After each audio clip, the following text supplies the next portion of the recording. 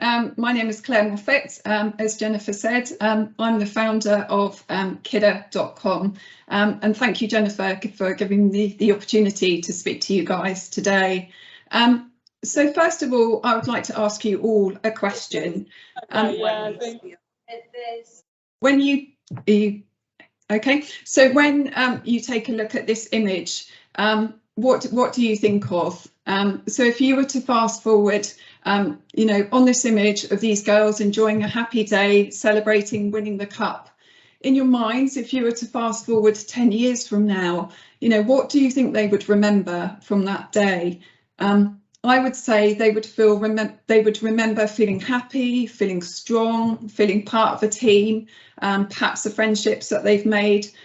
But I would say probably what they would have long forgotten is the kit that they were wearing. But obviously, as Jennifer mentioned, during childhood, it's opportunities and experiences like these that really do create a lasting impact. I'm sure we can all agree that all of our children have the equal rights to enjoy the physical and mental benefits that sports and hobbies provide. Equal right to take part in happy days like these, to be able to pursue whatever passion or dream or interest that they have chosen. But what is not right or fair is if children are being excluded simply because they cannot afford the kit that they need to take part. Cost should not be a barrier to opportunity. So here at Kidd3r, we're doing our best to give every child the opportunity to take part in whatever hobby they choose, through enabling them to have access to affordable, sustainable kit. To enable every child to have the best possible chance to succeed, we're on a mission to revolutionise our relationship with children's pre-loved sports and hobby kit. And our vision is to save one item of kit from landfill at a time. Bear with me a second.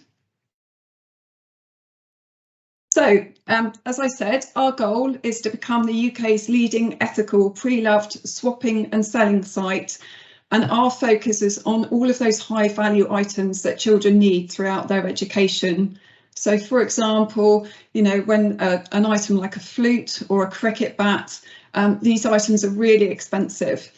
And we're aiming to support conscientious parents who are either needing that new item of kit or are seeking a sustainable, simple solution to repurposing kit that their child no longer needs or has simply grown out of.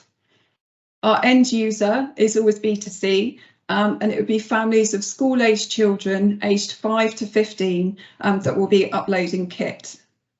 So our vision is to ask families to become a part of this repurposing revolution that we're all experiencing.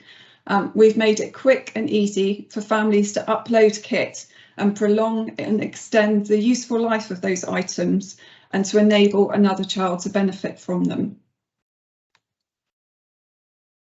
So those of us who are in the room who already have school-aged children will be familiar with these requests for kit. The start of a new term, the letter arrives in the book bag, and conversations at the end of busy school days will often go something like, Mum, I've grown out of my football boots. My football boots are too small, I need new ones. Or Miss Hayes, my music teacher, suggested I should learn the guitar. My friend Sam is learning judo. His club sounds really cool and I'd like to join in. And of course, naturally, we all want our children to explore and discover what's going to make them happy. But we also know that when our children present us with these requests, that these activities come with two problems. And those problems are firstly expense and obviously waste. We're all seeing our households' budgets squeezed, and many low-income families are currently grappling impossible choices. And sadly, unable to justify this additional expense, the worry is that children's options and opportunities are going to reduce. The statistics show us that parents feel under pressure to provide these extracurricular activities, and research shows that on average, parents spend £41 per month on one child and one hobby. So just imagine if you multiply that, if you have more than one child who's enjoying more than one hobby, the costs are really considerable. And as Jennifer mentioned at the start, some of these items are only used a couple of times, so obviously that contributes to quite a wasteful situation. Obviously, we're all aware of the current cost of living crisis. Statistics again have shown us that during the years of 2019 to 2020, 4.3 million children were living in poverty in the UK. So if you take an average classroom, that's 9 children out of every average classroom size of 30 whose families are experiencing some degree of poverty. So families need our help and support now more than ever. Obviously, the COVID pandemic and the current economic trends that we're experiencing are putting many households into financial difficulty, and sadly, poverty, we're all seeing poverty levels are increasing. So food and clothes are obviously essential for our children, and happily there's lots of organisations and sites that are focusing on repurposing clothes and coming up with new solutions for those. But we need to consider the whole needs of the child, to take a holistic look at what children need throughout their childhood. Sports and hobbies also have a huge part to play, particularly in children's physical and mental health and their general well-being. And it's proven that igniting children's passions at this early stage can help them build self-confidence, help them learn new skills, and will support their physical and mental health. So this image is sort of quite close to my heart. You'll see top row, third from the left. This is my youngest daughter, Naomi, enjoying her Irish dancing class. But what none of you will be able to see in this image is the pair of shoes she has on her feet. So one week when I collected Naomi from enjoying her class, I was asked by her teacher to provide the following week a particularly expensive style of dance shoe so she could take part in a competition the following week. The teacher cheerfully told me that she would need them by next week, and by the way knew they are £90. So with Naomi growing super quickly, and I was aware that new dance shoes are incredibly difficult to actually dance in, they're very uncomfortable. I went away thinking there had to be a more practical solution than simply just purchasing these expensive pair brand new. I have a digital marketing background, so I thought, OK, I'll go online and I'll source a second-hand pair. But what I was surprised to learn was that there wasn't actually no online platform that was focusing specifically on the niche of children's extracurricular activities pre-loved. Of course, you have the normal situation of eBay, but as a busy, time-pressured working mum, I didn't have time to hang around waiting to see if my bid would be successful. And the whole process felt really, really soulless as a user.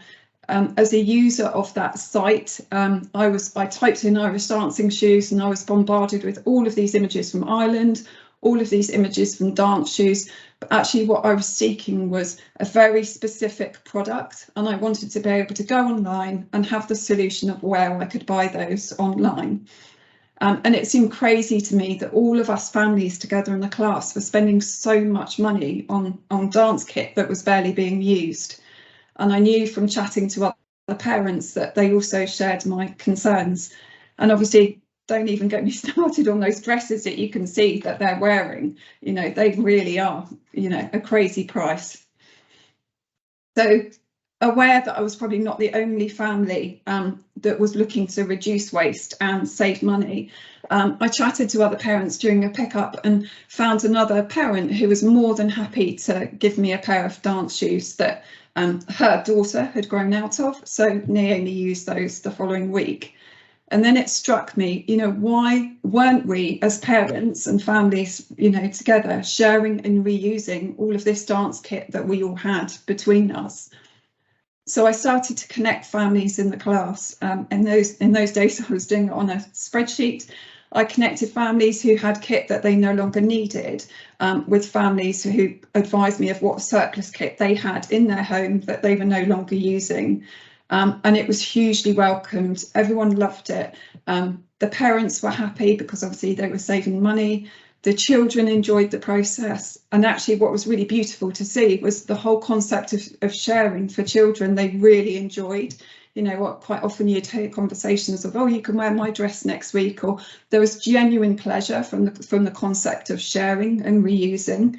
The teacher was happy because it meant participation levels increased and inclusion levels rose. You know, children were able to take part when perhaps previously their parents had felt a little bit concerned about them, you know, the expense and waste, so they actually could take part.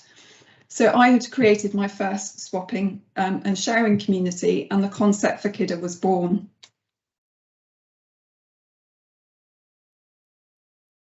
So realising this affordable, sustainable solution for repurposing kit could extend far beyond our dance class and actually help families and communities everywhere, I decided to create the solution. So I created, designed and built Kidd3r.com in 2020. So happily now, Kidd3r.com is an award-winning online second-hand community, and we're all centred around a shared goal around increasing children's equality of access to sports and hobbies through reducing the cost of equipment. It's a space for families to share these items, to engage with their sense of community and provide opportunities to the next generation. So we now have a Kidd3r community of over 250 families in the UK and the US coming together to help each other save money and repurpose sports, hobby, musical and technical equipment. And by the way, just to let you know, Naomi is now 14 and her current passion is rugby. So this proves just how much and how quickly children's interests can change, just how extreme that can be. So the current site served as our sort of what I would call our proof of concept. It's enabled us to glean feedback from our users and learn really valuable lessons on how best to move forward. In 2020, despite the global pandemic, we had a successful launch, including a full-page editorial in The Guardian and being featured on BBC Radio Solent. The concept at that time of sharing and swapping was fairly new, but excitingly, you know, daily it's growing in support. And we're so much more than individuals. You know, many families are already involved in local communities and clubs when our children take part in activities. You know, they build these sort of mini communities. And even just within my family, you know, this simple act of sharing and sharing with other families really made a difference. And we all felt that we'd reduced our carbon footprint. The Kidd3r is all about connecting people, so whether that's locally or at a national level, who want to help children fulfil their potential through enabling this resale and reuse of pre-loved kit. Many activities and clubs post-COVID are seeing participation levels decrease. So also Kidd3r offers any organisation offering those activities a place that they can signpost families to who perhaps might be in need and enable them to source affordable kit. We also believe that saving money and raising money go hand in hand.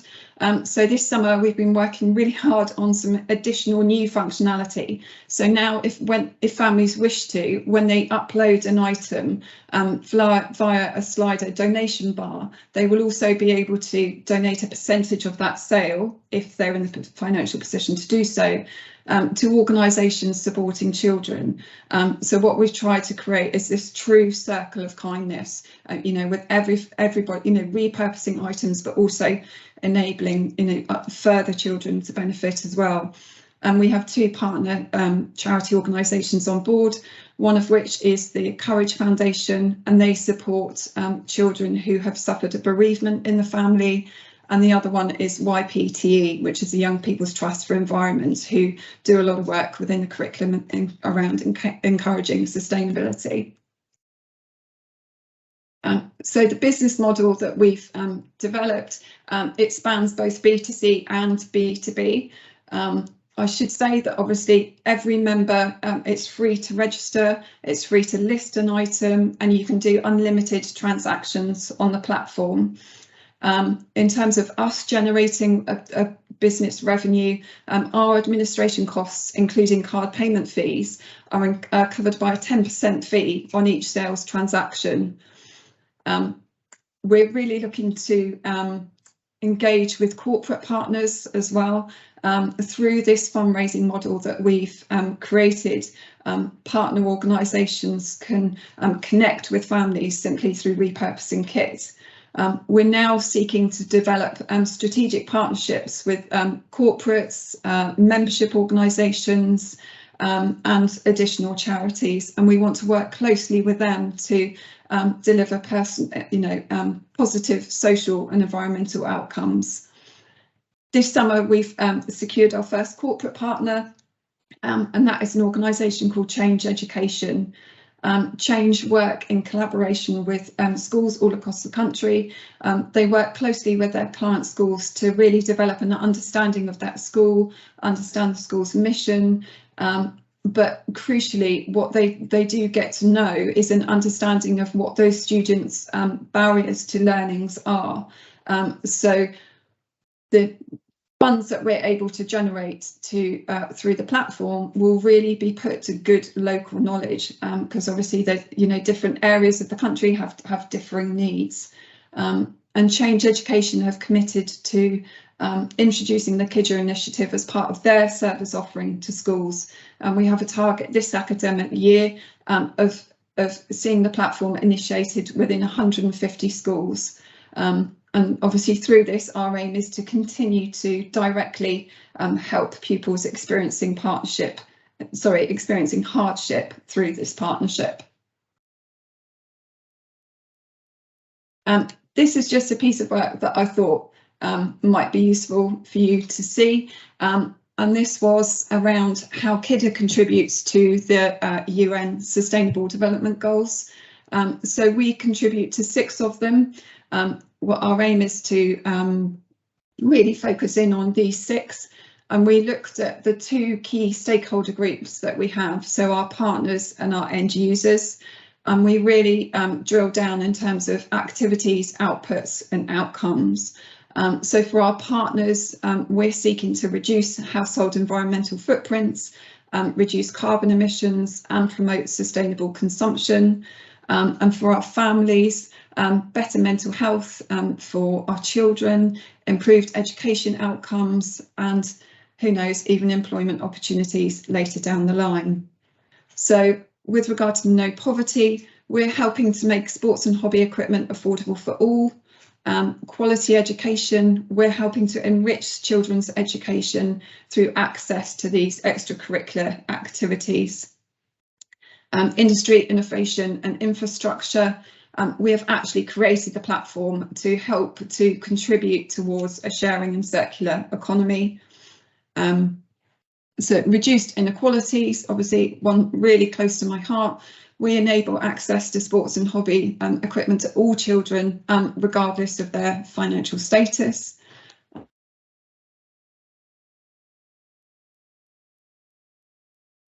Use love concept, how Kidd3r came about. Obviously the platform is for children, and what's interesting is when you speak to children of within their early school years, if you say to them, what does recycling mean to you, quite often they will quote back to you, it's all about the 3 R's, so hence the Kidd3r and the 3 R's, and we've adapted that approach to be refresh, reuse, relove. So contributing to the sharing economy and to support communities and to reduce the amount of kit heading to landfill. And 12, responsible consumption. We encourage the reuse of these valuable items and limit the need for the production of new ones. Bear with me. So this is just a snapshot to give you an idea of the kind of quality equipment that we're looking to repurpose. So this is a donation that we received from a mum whose son was heading off to college. Obviously you can see from this image, so much of this kit has barely been used, barely worn. And just imagine if you were to replicate this situation across the households of the UK, just how much kit is out there, sort of lying unused. And I really believe that mindsets are changing. So families are now asking those questions, you know, what is going to happen to all of these items when actually we've finished with them, when they've served their useful purpose to us. No longer are families happy with a trip to an extremely overwhelmed charity shop, or even worse, you know, considering taking these items to the kit. So many of these items that you can see could be recirculated and used to benefit a child over and over again. You know, these items should be shared, reused, later down the line repaired, refurbished. And what I've tried to achieve through Kidd3r is to give families a quick, sustainable solution to be able to, you know, to help them make that happen. So we help families help each other access this great quality second-hand equipment, and we're really excited to see how sharing is making an impact for these families. We're connecting like-minded families who are now creating friendships. And isn't it wonderful to think that each one of us has the ability to help empower another child to perhaps pursue a new passion? And, you know, who knows what talent we're unlocking, you know, that tennis racket that's stuck up in the loft, or, you know, gathering dust in your garage, perhaps could, you know, the next child that goes to could be our next Serena Williams. Right.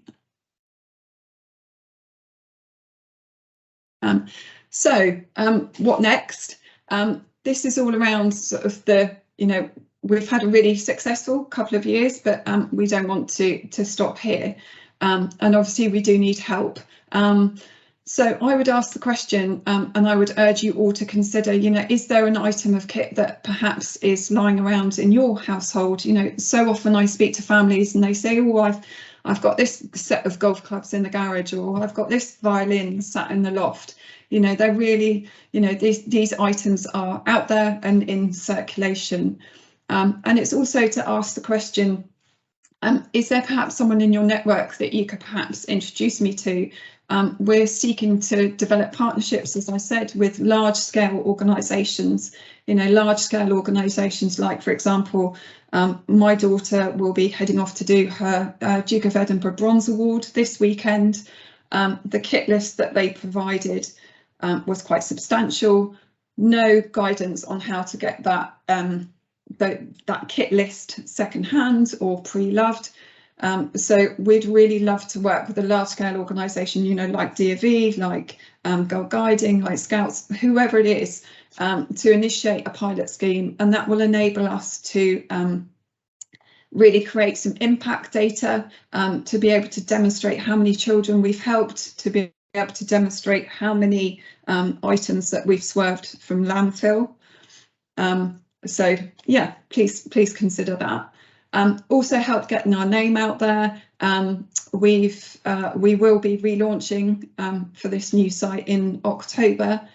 So if you come across us, then feel free to share. And also at a later stage, investment. You know, this project has been personally funded by me. I'm still working full-time elsewhere.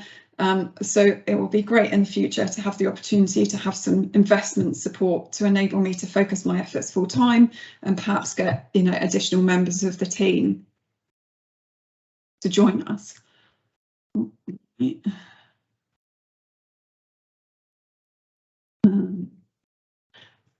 So that's it from me. So I hope that's given you an insight of sort of like the world of Kidd3r. And just happy to take any questions that anyone may have.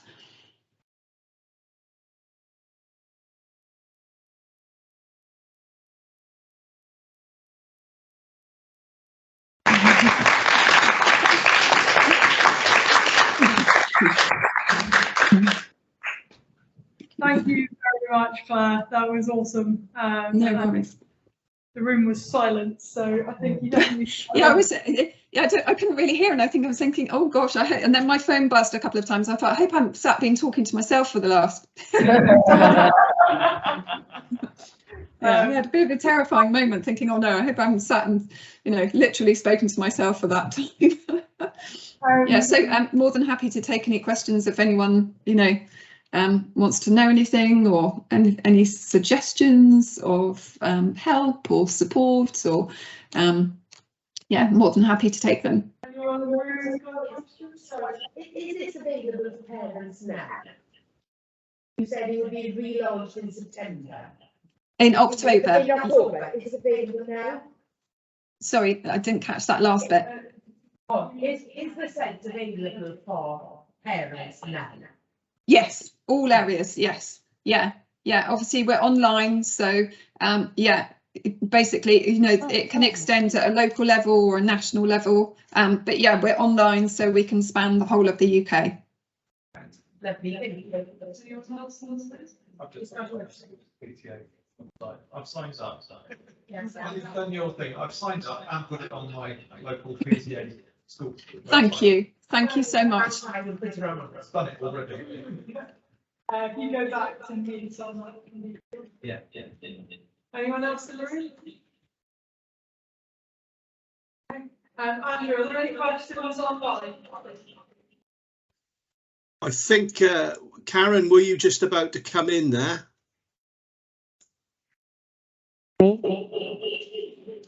There's quite a bit of echo there. Karen Pemberton, I noticed that you've just unmuted. Did you have a question? Oh. No, she's muted now. Thanks, Claire. That was absolutely fantastic. It occurred to me that Noel Edmonds really was ahead of his time, wasn't he? With the multicoloured swap shop. We are basically, we're the online version of Noel Edmonds Swap Shop. Absolutely, the swap request functionality that we've developed probably stems from a product of me being a child of the 80s. Yeah, well, but just to say as well, what would be wonderful is if Wales could lead the way on this. Really show some, it would be wonderful that if your part of the world could guide the rest of the UK. Well, one thing is for sure, that certainly Wales has led the way in terms of recycling. I think that's widely recognised. So yeah, it would be absolutely fantastic, wouldn't it, if we could really get our act together here and support this fantastic initiative. I thought it was really nice, actually, the slide that you showed us that linked those strategic aims. I think you said that they were United Nations, and actually linking those through to outputs, outcomes, and activities. How do you translate these things into what we do day in, day out? So I thought that was absolutely fantastic. Right. Can I jump in with a question, Andrew? Sorry, somebody else was just put their hand up there on screen. Was it me? Okay. Claire, can you expand a bit on what you've done, how you've made sure that you've listened to lots of different voices to make sure that you're creating something people want rather than just deciding for them? Yeah, sure. Well, I think basically we've spent, when I look on the existing live site, it's nowhere near where it needed to be. It's absolutely served its purpose in terms of proof of concept. But what I've basically spent, the last 2 years listening to feedback, really understanding what it is that people are seeking from the platform. And that has come from a huge variety of areas. So mostly speaking to families directly. I'm a mum myself. So I'm, effectively my own target market, and I understand those pressures. So sort of from that perspective, speaking to families, I've also been lucky enough to be this year part of an organisation called Impact Central. And Impact Central is an accelerator programme that works closely with sustainable businesses, sustainable startups that are looking to grow and scale at pace. And through the Impact Central faculty and network, spoken to lots of organisations that in many different sort of areas of sustainability. So yeah, and through that process, you know, being mentored by various different people. So yeah, and it spans lots of different sort of like focus groups, to be honest. Claire, I've just had a question in the chat from Jennifer, actually. Could you remind us of the education group? Time to Change, was it? Change Education. Yeah, Change Education. Yeah, Thank Change you. Education. They are they're actually a sort of in education recruitment, which obviously historically potentially has a little bit of a bad name, but they work in a very different way. They really understand the ethos of schools, so, you know, and the barriers to learnings for the schools that they work with. So they're termed as a specialist education consultancy provider, and they provide the staffing into schools. So yeah, really encouraged. It's quite a new relationship with them. Obviously only started this academic year. So yeah, it'll be interesting. But we're definitely looking to build additional corporate partnerships as well. You know, it's been suggested, you know, an organisation like, you know, perhaps, you know, if Sainsbury's was to come on board, for example, and you know, promote the platform to their Nectar customers, just as an example at the top of my head, you know, you've suddenly got access to, you know, all of this data and all of these families. And it is, you know, I'm not trying to sell something here. I'm trying to, you know, it really is a win-win solution for everybody. You know, it helps families save money, it helps reuse the equipment, and then in turn helps generate funds for charity. So true circular model, I hope. I'm just checking. There's somebody on screen there, and Jennifer Rudd, but it's definitely not Jennifer Rudd. Yes, it's you. Were you trying to put your hand up to say something? Then I'm just. You need to unmute. You need to unmute yourself, I think. Yeah. Yeah. That's the better microphone, isn't it? Can you hear me? Can you hear Yes. me? Yes. No, I put my question in the chat bar. Thank you. I mean, now that I've got the floor. So I just your comment about DFE, Claire. Wow, like how obvious is that every franchise organisation to be putting on their kit list? This is where we should go. So, you know, if you need assistance with kit, these are the places that you can go to try and nobody's doing it. So and really inspirational. Yeah. Thank you. And what really struck me through this experience is, you know, the process of DFE. You know, it's expensive to subscribe. It's expensive to take part in the expedition. So then, as a family, you're presented with, you know, the cost of this kit.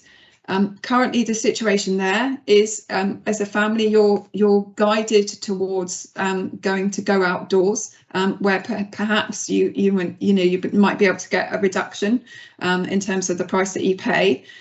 But that's all geared around new items. You know, what about, you know, those hundreds of families who are saying, well, I've already got a rucksack in my garage, or I've got a sleeping bag that hasn't been used for 4 years. You know, why aren't we, you know, redistributing all of these items? And I have actually spoken directly to DFE and said, you know, you need to be aware that I am your end user, and I am saying to you that I want a solution that is pre-loved. You know, I don't want to buy a new item. And they agree with me that it is a concern, but their feedback was, you don't have the critical mass of members on your site, and you don't have a critical mass of kit, so therefore we can't work with you. So, but until someone gives Kidd3r a chance to be able to, you know, launch this pilot scheme and takes the initiative, and you know, that critical mass is achieved, then we can't demonstrate the benefit. Does that make sense? We need one of these large-scale organisations to effectively be at the forefront. And then I genuinely believe that once we've got that impact data, and once we're able to say to the next organisation, this organisation has done this, and we've helped X number of children, and we've swerved X number of items away from landfill, then that second organisation, well, of course, that makes perfect sense. And not only along the way, we've generated some funds to do to children who are perhaps experiencing financial hardship and can't, you know, why are we excluding these children just because they can't afford to take part? So through this process, we can raise money to help children, you know, that perhaps wouldn't even been able to entertain the prospect of doing Duke of Edinburgh. And that's just one example. You know, I'm not, you know, I don't mean to sort of disrespect the Duke of Edinburgh as an organisation. This spans across music services, this spans across girl guiding, scouts, you know, to kit a child out to do cricket. You know, on the slide I showed you, that's just under £800. You know, I know I have a contact within the English Cricket Board who says we now have our biggest problem right now is encouraging young children into the sport. That's probably because families don't have £800 to kit out a 10-year-old to go and play cricket. And you can see I'm quite passionate about this. I get on my soapbox, but this is quite so close to my heart that it's so unfair that, you know, these children are, you have a whole raft of children who are effectively excluded. Another question from the room. Sorry, Andrew, was that a question online as well? No, I was just drawing attention. There was somebody in the room that seemed to be wanted to ask a question again. Yeah. Right, I was just going to ask, know of your contacts with sporting boards and governing bodies in sport and stuff, do you think there's a bit of a conflict of interest in that, though, with regards to a lot of the equipment that you want to share out, which is fantastic? They also get money from sponsorship from those companies, so it's not in their interest to give it out for free or to sell it cheaply, because those companies then won't invest in those governing bodies. Yes, yeah, I understand that potentially that is an issue, and obviously what we need to look at there is to demonstrate the value that we can create, you know, throughout this process. So, you know, to create that item new would cost X amount, or, you know, to try and determine, you know, how we can detract from that. Of course, you know, I fully appreciate that these organisations are going to be under the commercial pressure to sell as much as possible, to sell new products.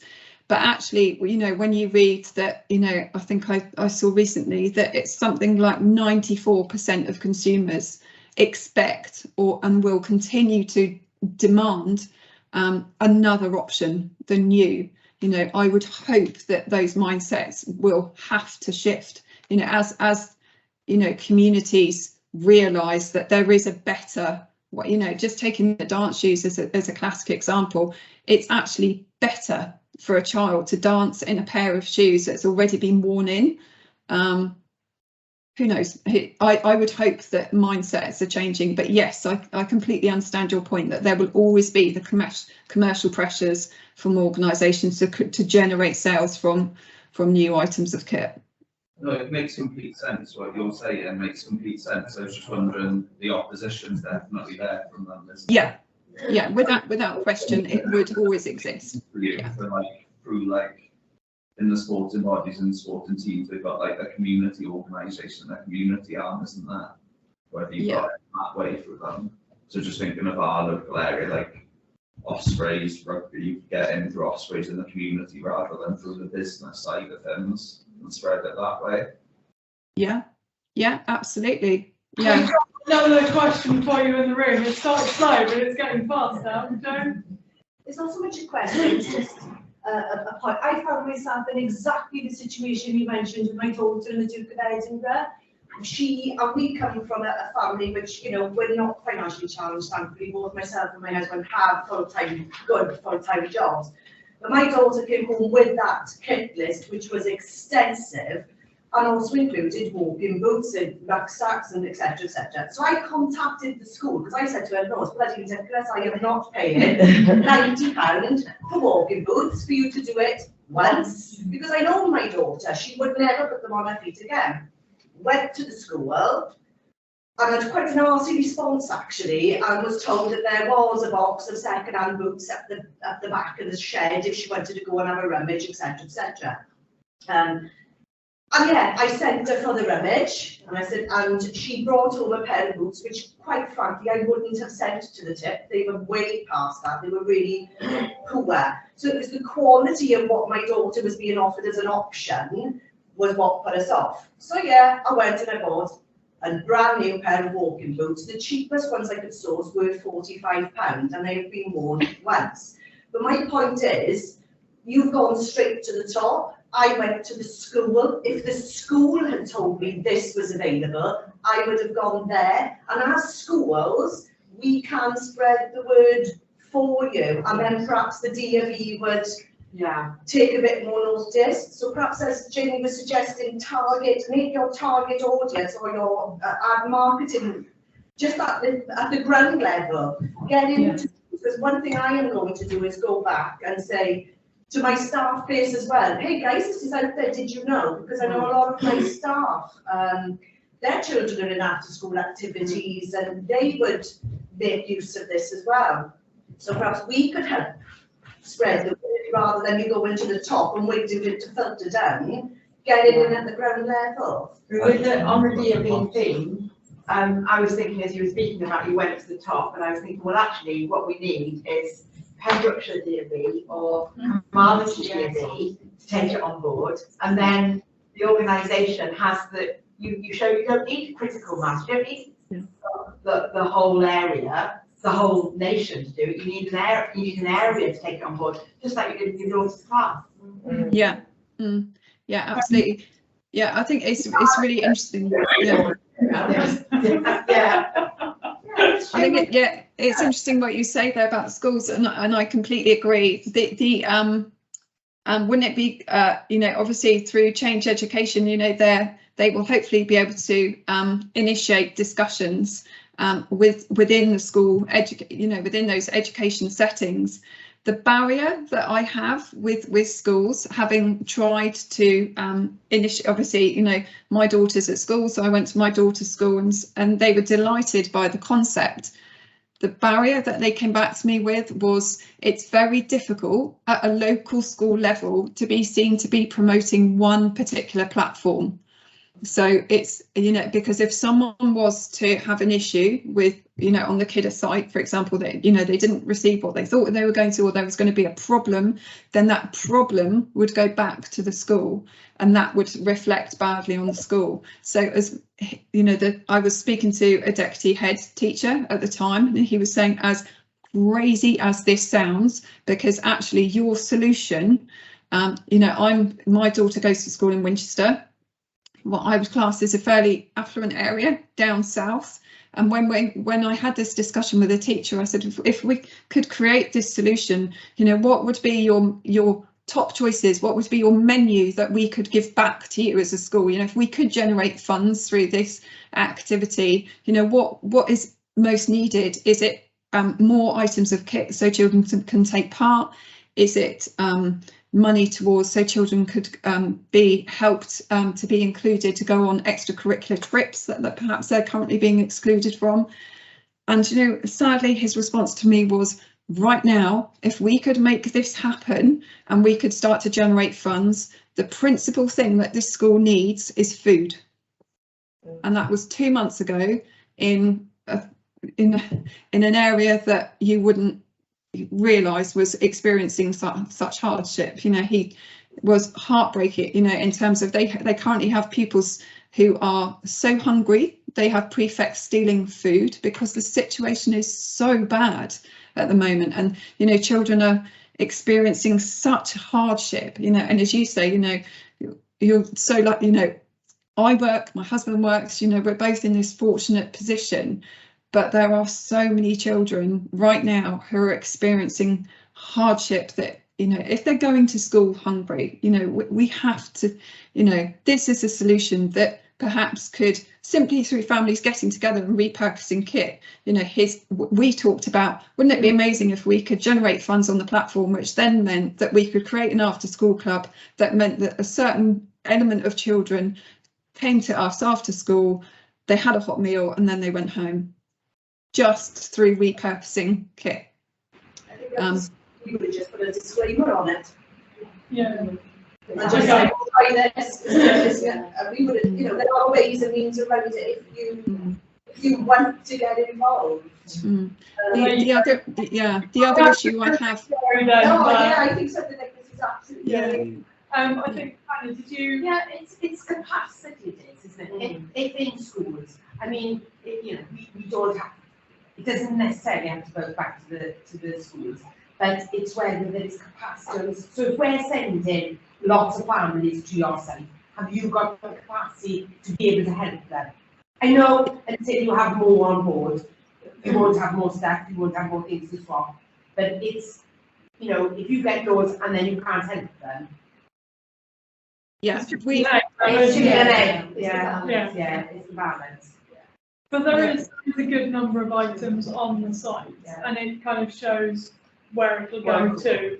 And then I think with this October relaunch, I know Claire's done a lot of work over the summer to kind of make it a bit more, you know, Because there is probably have some music in yeah, but that's it. It's the flip side. It's the people who've got to step in there after. But the message alone, the message alone is so important. Yeah. And particularly at this time of hardship. Oh, yeah. It's so important. Yeah. Should we wrap it up? Can I just jump in there, Jennifer? Is that all right? Yeah. Do you mind? Just something that did occur, because it is a little bit like a chicken and egg situation, because the more populated the site becomes, the more useful it becomes, and the more people you'll get to subscribe and use it.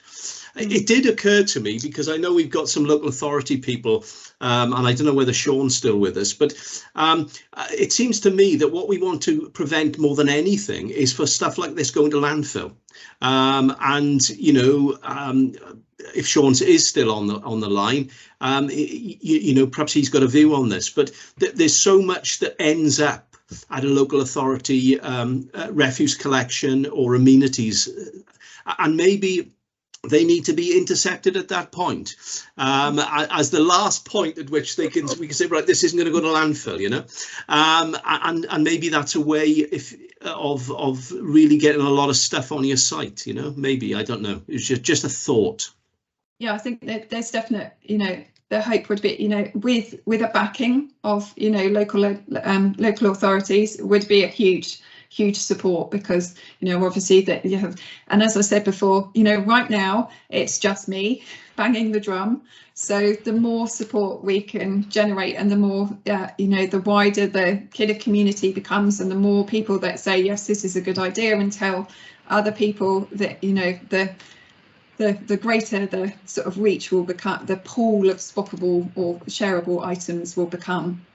But right now, as you know, it's just me. So until I can secure that partnership or secure a local authority, or, you know, I need someone to do this at scale. And as I said before, I genuinely believe once somebody initiates a pilot scheme and the data is there, then it will be a case of we will be probably, you know, be inundated with organisations saying, of course, you know, why didn't we do this before? My hope. Okay, guys, it's coming up to 5 to 12. Jennifer, of course, you guys are going to be continuing this conversation in the room, but is there anybody else online that has anything to say before we sort of bring the webinar to a conclusion? Any further comments? I should imagine lots of charity shops are also holding things that maybe is not out in the, you know, maybe because we were liaising with those to see what they've got, you know, in their background shops. Because, you know, if it was all on one place and one go shop, you know, you get an Oxfam bookshop. Whereas if you had an Oxfam recycled, you know, the type of thing you've got, there could be lots of kit just sitting there that has already been donated, that could possibly be put in, I don't know. Yeah. Yeah, it'd be very interesting to explore, you know, the relationships with those organisations that, yes, receive the donation, currently receive the physical donations rather than having them uploaded online. You know, I'm sure that you're right. There's probably definite potential there to be explored. Absolutely. Okay. That's been a really good discussion and a really good talk. Thank you so much, Claire. No problem. No problem. And if it, Jennifer has my details, so feel free to reach out to me if there's any other questions.